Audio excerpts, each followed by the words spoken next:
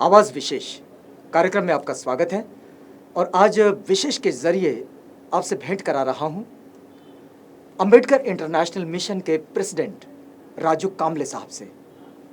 नाम और चेहरा दोनों आप सबसे परिचित हैं, क्योंकि अंतर्राष्ट्रीय स्तर पर जहां अंबेडकर एक्ट मिशन की बात होती है तो पहले राजू कामले साहब का नाम आता है।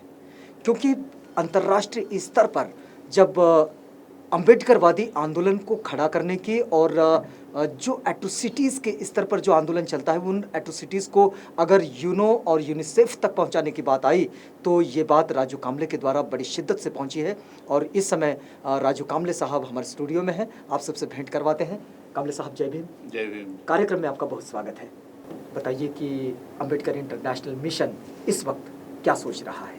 अंबेडकर इंटरनेशनल मिशन पिछले 21 साल से जी बाबा साहब के मिशन को बढ़ाने की बिल्कुल, सोच रहा है, और उसी को वो हर वक्त ये सोचते रहता है कि उसको आगे कैसे ले जाया जाए। जी तो यही उसका पड़ाव है कि वो किस तरह से इस मूवमेंट को आगे पहुंचाती है। अभी जैसे कि अंबेडकर इंटरनेशनल मिशन को बने हुए 21 साल हो गए, जी हाँ और इसकी शुरुआत भी इंडिया के बाहर ही हुई, तो जी उस बिल्कुल। हिसाब से वो बिल्कुल ही इंटरनेशनल है। वो शुरुआती दौर में जब आप इस प्रक्रिया में आए तो क्या सोच थी वो? सोच बड़ी सिंपल थी।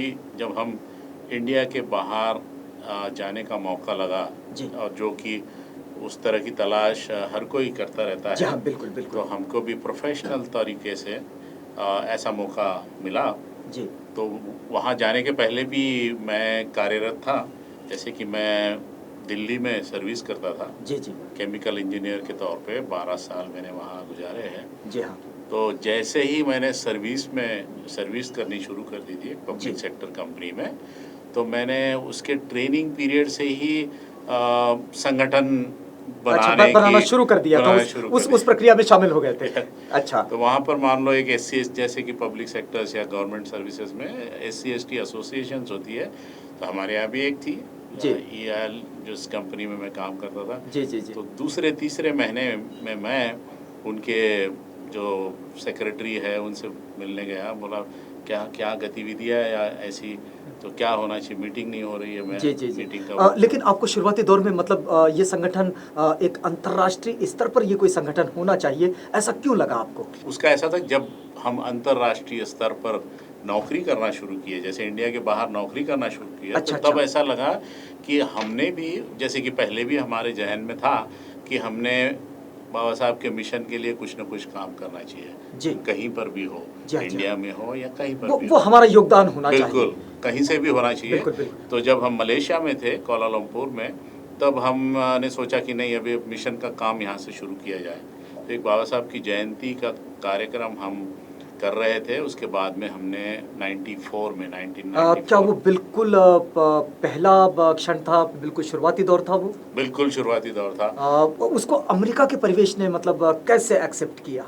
अमेरिका में तो जैसे मैं बता रहा हूँ, अभी मैं अमेरिका में हूँ, तो ये भी एक चांस की बात है कि जी उस जी नौकरी के सिलसिले में मैं अलग अलग कंट्रीज़ में मुझे काम करने का मौका मिला। जी। तो उसके तहत मैं अच्छा, अमेरिका जब भी पहुंच। शुरुआत में आपने जब किया था तब आप कहाँ पर थे? मैं कोलालमपुर में। हाँ वैसे तो मैं पहले अमेरिका में ही था हाँ हाँ। 1990 में। उसके बाद में मैं इटली में था, रोम में। अच्छा वहाँ पर 2.5 साल मैं वहाँ था। वहाँ से फिर कोलालमपुर गया मैं। जी वहाँ पर 94 टू 97 ये 3 साल मैं उधर था। तो 94 में हमारे 5-6 दिल्ली के और साथी थे, जी जी। जो हमारे साथ दिल्ली में ही बामसेफ का वगैरह काम करते थे हम अच्छा सब लोग। हाँ हाँ। तो हमें वो पे बैक टू द सोसाइटी का जो कंसेप्ट था, तो वो बड़े हमारे दिल में बैठा अच्छा, हुआ था। हमें भी सब ये सब लौटाना है यस जो हमने यहाँ से लिया है। यस। तो वो जी। सारे साथी बिल्कुल अच्छे खासे जागरूक थे। हम अच्छा 6-7 लोग ही थे। जी तो हमने बोला चलो, हमने शुरू करना चाहिए, हमने यहाँ से कुछ करना चाहिए। उसके पहले कुछ नोशंस ऐसे होते थे कि हम विदेशों में बैठे हैं, कैसे काम करेंगे, जी टाइम कैसा होगा, कम्युनिकेट कैसा होगा। तो हमने ये सारे बैरियर्स को क्रॉस किया। हमने बोला नहीं, जो अगर हम चाहते हैं, हमारी तमन्ना अगर सच्ची है, जी जी। तो हम बाहर बैठ के भी काम कर सकते हैं। तो ये ऐसे हमने काम करना शुरू कर दिया। तो बाबा साहब का जो लिटरेचर है, हमने कहा हम इंडिया में इसको पहुंचाएंगे। तब अच्छा। बाबा साहब के 15 वॉल्यूम्स निकले हुए थे महाराष्ट्र जी। गवर्नमेंट के छपाए हुए। जी। तो हमने ऐसी स्कीम शुरू कर दी कि हमने बाबा साहब के वॉल्यूम्स को लाइब्रेरीज़ को, इंडिविजुअल्स को, ऑर्गेनाइजेशंस को फ्री में बांटना चाहिए। मतलब ये आपका कंट्रीब्यूशन भारत के लिए रहा। भारत के लिए, भारत को करते करते फिर विदेशों में भी होने लगा। अच्छा। तो जैसे आप देखेंगे कि 95 में हमने तमिलनाडु की स्टेट लाइब्रेरी जो है, गवर्नमेंट स्टेट की लाइब्रेरीज है, उनकी जी। 21 लाइब्रेरीज को हमने फ्री वॉल्यूम्स डिस्ट्रीब्यूट किए। हाँ। तो तमिलनाडु के स्टेट में। अच्छा। अब आप देखेंगे कि 97 फिर हम ये इस तरह के प्रोजेक्ट करते रहे, स्टूडेंट्स को सपोर्ट करना हमारे एजुकेशन में, और फिर इस लिटरेचर को सपोर्ट करना। जैसे दलित वॉइस नाम की बैंगलोर से मैगजीन निकलती थी, जी। उसको हमने जो राजशेखर साहब चलाते थे, उनको हमने फाइनेंशियली हेल्प की। अच्छा। हम उनके मीडिया सेंटर को और आगे बढ़ाना चाहते थे, और उन्होंने फिर हमको एक लेटर के जरिए लिख के भी भेजा कि आज तक मुझे जो विदेशों में सबसे ज़्यादा कंट्रीब्यूशन आया वो अम्बेडकर इंटरनेशनल मिशन मलेशिया की तरफ से आया। तो वो उनकी लेटर। अच्छा, लेकिन मुझे ये बताइए कामले साहब कि आपकी इस पूरे सफ़र में, पूरी यात्रा में और इस पूरे कार्यक्रम में आपने कभी ऐसा महसूस किया कि आप बाहर में भी किसी भेदभाव का शिकार होते हैं? नहीं, जहाँ तक मैं पर्सनल तौर पे तो इस तरह से नहीं। कम्युनिटी लेवल पर? लेकिन ऐसा हो नहीं, क्योंकि हम देखो विदेशों में जॉब कर रहे हैं, तो वो जो वहाँ का लोकल कंट्री का स्ट्रक्चर है। जी। तो वहाँ पर जब हम जॉब हमको मिलती है, तो हमारे अपने स्किल्स, हमारे प्रोफेशनल स्किल्स के बेसिस पे मिलती है, और वहाँ पर इंडियन सारे ही उस कंपनी में, उस लोकल ऑर्गेनाइजेशन में अपना काम करने की कोशिश करते हैं। अच्छा। तो उसमें वो आपस में या कोई बहुत सुपीरियर मैनेजमेंट के लोग हैं, वो अगर इंडियन हो और वो हमारी तरफ इस तरह से देखते हैं, हाँ। तो वो वैसी कोई सिचुएशन अच्छा, नहीं थी। ऐसी कोई स्थिति वहाँ नहीं बनी। और हमने लेकिन ये बात देखी है, मैंने मेरी अपनी पर्सनल लाइफ में मैंने देखा है जी। कि विदेशों में रहते हुए भी जहाँ भी ये विषय निकला, जी, तो मैंने हमेशा बिल्कुल साफ साफ कहा कि ये ऐसा हो सकता है, ऐसा नहीं हो सकता है। जी। बहुत लोगों ने मुझे सुना। हाँ। और मुझे कभी कभी रिस्क भी लगी, लेकिन मेरी अपनी प्रोफेशनल करियर में अच्छा, मुझे कोई रुकावट नहीं थी। कभी आपने यहाँ का जो शेयरिंग है, मतलब भारत में जो एट्रोसिटीज़ है, भारत में जो डिस्क्रिमिनेशन है, इसका कभी शेयरिंग आपने विदेशों में आपके संगठन के द्वारा करने का जो प्रयास किया होगा, क्या फेस किया आपने उस सिचुएशन को, कैसे फेस किया? अभी तक ऐसा कुछ नहीं, लेकिन मैं आपको बताना चाहता हूँ, जी। एट्रोसिटीज़ के जो केसेस होते हैं, जी। उसके ऊपर भले ही हम कई बार सोचते रहते थे कि उसके ऊपर क्या किया जाए, लेकिन आप सब जानते हैं कि ये ऐसे हमारे ह्यूमन राइट्स वायलेशन है जिसके ऊपर हमें जस्टिस नहीं मिलता है, और हमारे कार्यकर्ताओं के, बहुत सारे कार्यकर्ताओं के कुछ काफ़ी हद तक हाथ बंधे हुए होते हैं, और हम उसको सॉल्व नहीं कर पाते, क्योंकि यहाँ की जो जुडिशियल प्रोसेस है जी। वो इस तरह से यूज़ की जाती है कि आप देखोगे कि एट्रोसिटीज़ को जो केसेस है, उसका डेटा हमें बताता है कि जितनी 100 अगर एट्रोसिटीज़ की केसेस होती है, उसकी केसेस चलती है, उसमें से 80 से 90 केसेस में जो करने वाले हैं, अत्याचार करने वाले लोग खुद छूट जाते हैं। ये डेटा है जी। जिसको एक्विटल होता है उनका, तो ये डेटा कहता है कि क्योंकि विटनेसेस मैनिपुलेट कर, हमारे ऊपर अत्याचार करने वाले जो लोग हैं वो विटनेसेस मैनिपुलेट करते हैं या जुडिशियल सिस्टम को मैनिपुलेट कर लेते हैं, तो हमारे लोगों को जस्टिस नहीं मिल पाता है। आपने कभी इस बात पर कभी गौर किया है कि जैसे बाबा साहब कहा करते थे कि गांव छोड़ो शहर की ओर चलो, ये बात बाबा साहब की बार बार आती रही है। आपको लगता है कि यदि मान लीजिए कि गांव छोड़कर यदि लोग शहरों की ओर आने लगेंगे और उनके आर्थिक स्थिति में और उनके सामुदायिक स्थिति में, सामाजिक स्थिति में अगर परिवर्तन होता है, तो क्या डिस्क्रिमिनेशन कम हो सकता है? बिल्कुल बिल्कुल। और मैं तो कहूँगा, अभी देखो खैरलान जी की केस है जी। 2006 की केस है, तो अभी इस दौरान पिछले 5-10 साल में या अहमदनगर में जो एट्रोसिटीज़ होती है, तो मैं तो कहता हूँ कि हम लोगों ने, अम्बेडकराइट लोगों के दिमाग में या मेरे अपने दिमाग में ये बहुत सारी चीज़ें कि इस प्रॉब्लम को कैसे हल किया जाए। तो हमारे जो गांव में 1 फैमिलीज़, 2 फैमिलीज़ या थोड़ी सी फैमिलीज़ जो होती है, वो बड़ी वल्नरेबल रहती है। उनके ऊपर कभी भी भेदभाव हो सकता है, उनके इवन उनकी प्रोग्रेस के ऊपर जलन होती है लोगों को। जैसे अगर भाई वो ईर्ष्या ईर्ष्या होती है, बिल्कुल। जो कुछ फैमिलीज अच्छा प्रोग्रेस कर लेती है पढ़ाई में, खैरलान जी का देख लीजिए केस, उसमें क्या होता है कि बाकी लोगों को ईर्ष्या होती है, वो उनको अच्छा नहीं लगता है। तो हमारे लिए ऐसी स्थिति में गांव में जो वल्नरेबल फैमिलीज़ है उन्होंने डेफिनेटली शहरों में मूव करने का, माइग्रेट करने का सोचना चाहिए। आपको क्या लगता है कि अम्बेडकर इंटरनेशनल मिशन की ओर से क्या इस तरह के किसी प्रोग्राम को सपोर्ट किया जाए? या इस तरह से अगर कुछ इस तरह के इश्यूज आते हैं तो हम उसको ज़रूर सपोर्ट करेंगे कि जैसे कोई लोग शहरों में बसने के लिए कुछ हेल्प चाहिए, जैसे जी हमारा जी जी ऐसे प्रोजेक्ट्स होते हैं कि हम लोगों को जिस तरह की भी हेल्प हो, ऐसे नहीं कि स्टूडेंट्स को ही हेल्प चाहिए, समाज के किसी भी तबके को किस तरह की हेल्प हो, और जो हमारे रिसोर्सेज के विदिन हमारे जी जी रिसोर्सेज जी हैं जी तो हम ज़रूर उनको बसाना चाहेंगे, क्योंकि वो शहरों में बसेंगे तो हमारा कंसंट्रेशन बढ़ेगा, हमारी तादाद बढ़ेगी, जी और बिल्कुल वो हमको बहुत सारे एंगल से, जी। हमारी मूवमेंट के एंगल से हमें हेल्प करेगा। कामले साहब, यहाँ पर आपको रोकना चाहूँगा। मित्रों, इस समय ये जो आवाज़ विशेष में बातचीत चल रही है, ये अम्बेडकर इंटरनेशनल मिशन के प्रेसिडेंट राजू कामले साहब से चल रही है। इस बातचीत को आगे बढ़ाएंगे, लेकिन यहाँ रुकेंगे एक छोटे से ब्रेक के लिए। प्लान किया है कि हम जैसे कि हम फ़िलहाल मैं यूएस में रहता हूँ, अमेरिका में रहता हूँ, तो जी वहाँ पर हमारे प्रोग्राम्स होते हैं, तो हम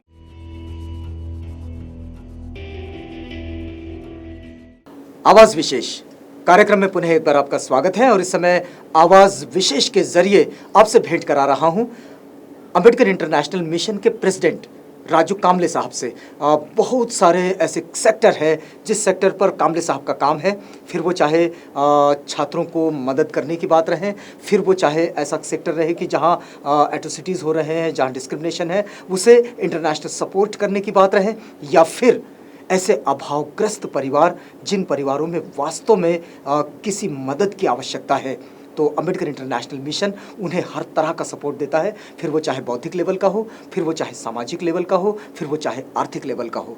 लेकिन इस समय एक 125वीं जयंती जो चल रही है, बाबा साहब का ये 125वां जयंती वर्ष आ रहा है, और मुझे लगता है कि अम्बेडकर इंटरनेशनल मिशन इस पर भी बहुत गंभीरता से सोच रहा होगा। बिल्कुल क्या सोच रहे हैं आप?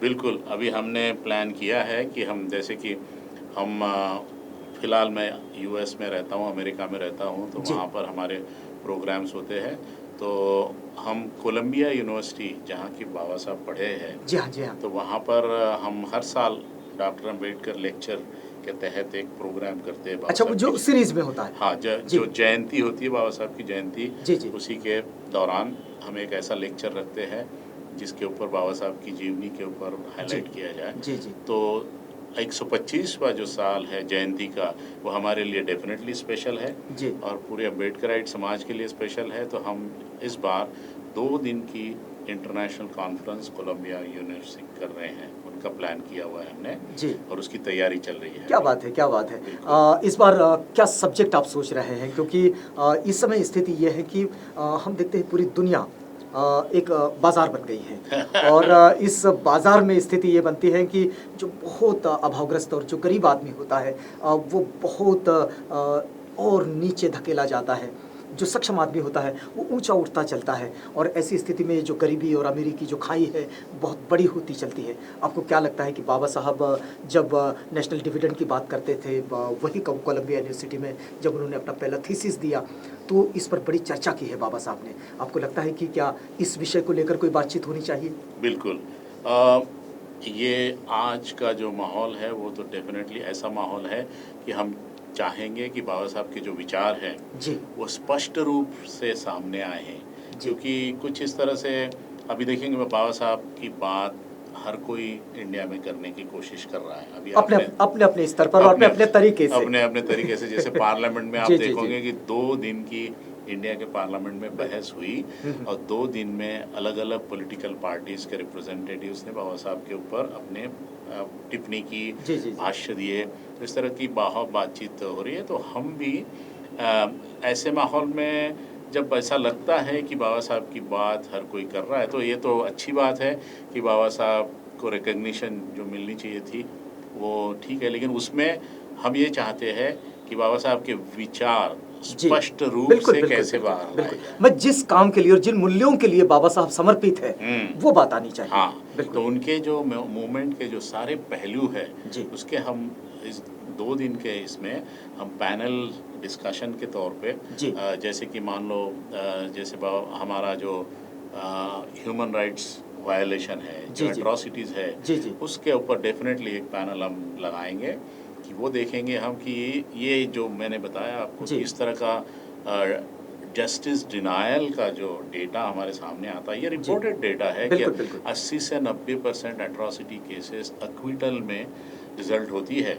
तो हम चाहेंगे कि हम इसके ऊपर हम बातचीत करना चाहेंगे अपने एक्सपर्ट से कि क्या ऐसा इसको कुछ सुधारा जा बिल्कुल, सकता है बिल्कुल, बिल्कुल। क्या। तो वो एक पैनल होगा। फिर हमारे जो समाज के जो अलग अलग पहलू है एम्पावरमेंट के, ये समाज है इसको ऊपर आना है, तो ऊपर आते आते उसके बाद अलग अलग पहलू होते हैं। इकोनॉमिक एम्पावरमेंट है, वो एक इशू हो सकता है जिसके ऊपर पैनल डिस्कशन हो कि हम जी। आर्थिक दृष्टया अपने समाज को कैसे ऊपर लाएं। जी हाँ, बिल्कुल। और आज की तारीख में जब रिजर्वेशन को जो बेनिफिट्स है थोड़े से ड्राई होते जा रहे हैं, पिछले 2 जी। दशकों में आप देखोगे कि हमारे लोगों को जो नौकरियां मिलती थी सर्विसेज में वो जी हाँ, काफ़ी जी हाँ। कम हो गई, जी। क्योंकि रिक्रूटमेंट ही कम हो गया। बिल्कुल, बिल्कुल। रिजर्वेशन अपनी और जगह पे और वैसे भी सार्वजनिक क्षेत्र जो है वो ही कमज़ोर होता जा रहा है। राइट, और प्राइवेट बिल्कुल। सेक्टर बढ़ता वो जा वो रहा वो है, बढ़ता जा उसकी रहा है। जगह प्राइवेट सेक्टर ले रहा है। बिल्कुल। प्राइवेट सेक्टर में आज की तारीख में कोई प्रावधान नहीं है जी। और ये बड़ी दुख की बात है।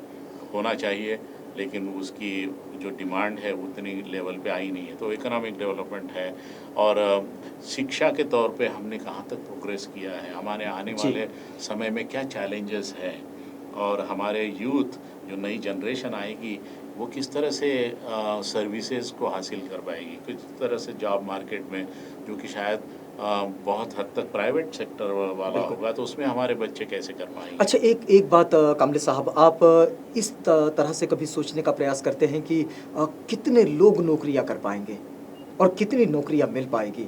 क्या उन्हें किसी व्यापार व्यवसाय की ओर, इंडस्ट्रीज़ की ओर, स्मॉल इंडस्ट्रीज़ हो फिर या फिर लार्ज स्केल इंडस्ट्रीज़ हो, बिल्कुल बिल्कुल। इसकी ओर उनको मोटिवेट करने के लिए क्या अंबेडकर इंटरनेशनल मिशन कुछ सोच रहा है? अभी फ़िलहाल स्पेसिफिक एरियाज़ में नहीं है, लेकिन ये बिल्कुल ज़रूरी है। जी। और मेरा ख्याल है आने वाला चीज़ हमारी अम्बेडकर मूवमेंट और हमारा समाज इस दिशा में ही जाने की कोशिश कर रहा है, और मुझे काफ़ी विजिबिलिटी नज़र आ रही क्या है कि अंबेडकर इंटरनेशनल मिशन इस पर कोई मोटिवेशन का प्रोग्राम चलाता है? नहीं, इस तरह का नहीं, क्योंकि हमारे अपने सामाजिक तौर के प्रोग्राम्स या जागृति के प्रोग्राम्स काफ़ी है। जी, जी। और इवन धार्मिक तौर पे भी, क्योंकि हमारी आइडेंटिटी भी एक और मसला बनती है, जी। और विदेशों में हमें इसकी बहुत ज़रूरत पड़ती है। हाँ, विदेशों हाँ। में हम चाहते हैं कि हमारे लोग अपनी आइडेंटिटी को रखें। धार्मिक बाबा साहब ने हमें भगवान बुद्ध का धम्म दिया है, उसको प्रैक्टिस करें, उसके साथ कैसे जुड़े, वो एक है। सामाजिक तौर पे भी हम अपने लोगों की जो बेसिक समस्याएं हैं उसको लेके चलाएं। और मैं देखता हूँ कि इंडिया में ऐसा भी हमारा अम्बेडकर इंटरनेशनल मिशन का ऐसा होता है कि हम इंडिया में जो लोग ऑर्गेनाइजेशंस काम करती है उनको सप्लीमेंट्री फॉर्म में हम उसको देते हैं क्या बात है, क्या कि बात जो है। चीज़ें मिसिंग होती है या जी, हम जी। उनको सपोर्ट करेंगे। ऐसे नहीं कि हमने भी उसको पैरेलल कुछ शुरू करना ही है, अच्छा, अच्छा, ऐसा नहीं। ऐसा। तो हम अब देखते हैं कि हाँ, ये हमारे यहाँ ये मूवमेंट अच्छी चल रही है, क्यों ना इसको थोड़ा बहुत सपोर्ट किया जाए, जी। ज़्यादा सपोर्ट किया जाए। इस तरह से हम हमेशा उसको सप्लीमेंट्री लेवल पे हम उनको सप्लीमेंट करने के तरीके से देखते हैं। अच्छा, एक बात, आपका अभी इस समय तो आप यूएस में हैं। मुझे ये बताइए कि आप जिस तरह से वहाँ बुद्धिज़्म की प्रैक्टिस कर रहे हैं, वो प्रैक्टिसिंग में आप कभी ऐसा कुछ महसूस करते हैं कि जो कम्युनल थिंकिंग होती है या फिर जो कम्युनल आइडियोलॉजी होती है या फिर वो सेंसेशन आप कभी महसूस करते हैं यूएस में? लाइक इंडियन लोगों में ही। या जस्ट लाइक जैसे इंडिया में होता है, ऐसा ऐसा कोई कम्युनल फीलिंग्स वहाँ पर आप महसूस करते हैं? नहीं, क्योंकि वहाँ पर इस तरह से हमारे अपने ही लोगों में ये चालना होनी चाहिए। नहीं, जो अन्य लोग हैं, क्या उनके साथ ऐसा कोई टकराव बनता है?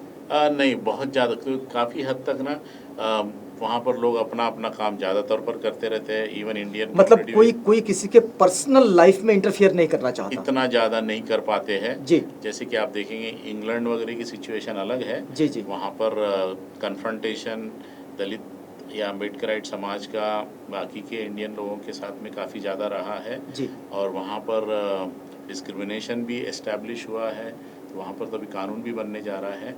अमेरिका में अभी तक ये बात नहीं पहुँची है अभी तक, क्योंकि वहाँ पर लोग जो भी गए हैं, एक तो अम्बेडकर समाज के लोग इतने ज़्यादा नहीं हैं, कम हैं, है अच्छे नंबर में, लेकिन जितने कि इंग्लैंड में हैं उतने नहीं हैं।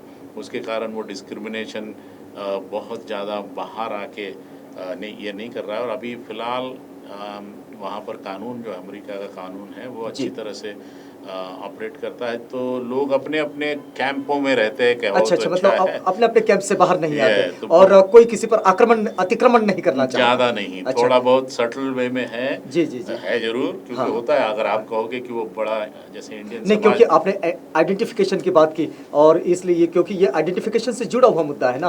हाँ, तो हमारी विजिबिलिटी तो अभी अभी आई है। जी जी जी। जैसे पिछले 10-12 साल से अम्बेडकर इंटरनेशनल मिशन ने ये विजिबिलिटी क्रिएट की है। अच्छा। अब हम जैसे हम 15 अगस्त के 26 जनवरी के प्रोग्राम्स में जाके अपने स्टॉल लगाते हैं, तो लोग देखते रहते हैं, और बाबा साहब की जो तस्वीरें होती है, किताब होते हैं, तो वहाँ पर एक इंटरेक्शन हो रही है इंडियन कम्युनिटी के साथ में, और वो देखते हैं। और हालांकि उनकी कास्टिस्ट व्यूज़ या प्रिजुडिसेस गई नहीं है, अच्छा। वो रखते हैं, लेकिन वो कुछ कह नहीं पाते हैं या कुछ कर नहीं पाते हैं। थोड़ी बहुत आके हमारे साथ डिस्कशन कर लेते हैं, लेकिन उससे ज़्यादा आगे बढ़ के वो नहीं कर पाते, क्योंकि उनको मालूम है अगर इसको डिस्क्रिमिनेशन का कुछ मुद्दा बनाया जाए तो हो सकता है वो लीगली कहीं किसी चीज़ में पकड़ में आएंगे। बिल्कुल, बिल्कुल, तो बिल्कुल। वो कंट्रोल्ड वे में अच्छा। अगर अपनी बात कहनी भी है तो कहते हैं। अच्छा, मुझे एक दूसरी बात जाननी है कामले साहब आपसे। यदि कोई वंचित समुदाय के बच्चे जो यहाँ पर भारत में हैं और वो उच्च शिक्षा प्राप्त करना चाहते हैं, लेकिन उनकी कोई व्यवस्था नहीं है और यहाँ से भी उनको कोई ख़ास मदद नहीं मिल पा रही है, ऐसी स्थिति में क्या अम्बेडकर इंटरनेशनल मिशन उन बच्चों के लिए कोई व्यवस्था बना पाता है? पूरी तरीके से नहीं, लेकिन बहुत हद तक जी। अम्बेडकर इंटरनेशनल मिशन ये इस काम को सीरियसली लेता है, क्योंकि हम चाहते हैं कि जब हमारे लोग वहाँ पर है तो हम यहाँ पर जो बच्चे उधर आना चाहते हैं उनको जिस तरह से भी सपोर्ट कर सके। इवन कई बार तो उनको गाइडेंस भी काफ़ी हेल्पफुल हो सकता है। जी जी। उसमें हम पूरी तरह से काम अगर वो आपसे मिलना चाहे, कैसे संपर्क करते हैं वे लोग? ईमेल है, आजकल तो सोशल मीडिया इतना है। आपका वेबसाइट बोल दीजिए ना। हाँ, ambedkarmission.org, www.ambedkarmission.org ये वेबसाइट है हमारी। तो वो वहाँ पर विज़िट करके, इवन इसमें फेसबुक में भी पेज है, वहाँ पर भी वो कह सकते हैं। और ईमेल के ज़रिए तो हमारे जो टीम मेंबर्स है वो काफ़ी हद तक सीरियसली इस बात को लेते हैं और काफ़ी अच्छे रिजल्ट्स भी है। अच्छा, पिछले 21 सालों में कितने बच्चे आपसे संपर्क में आए होंगे?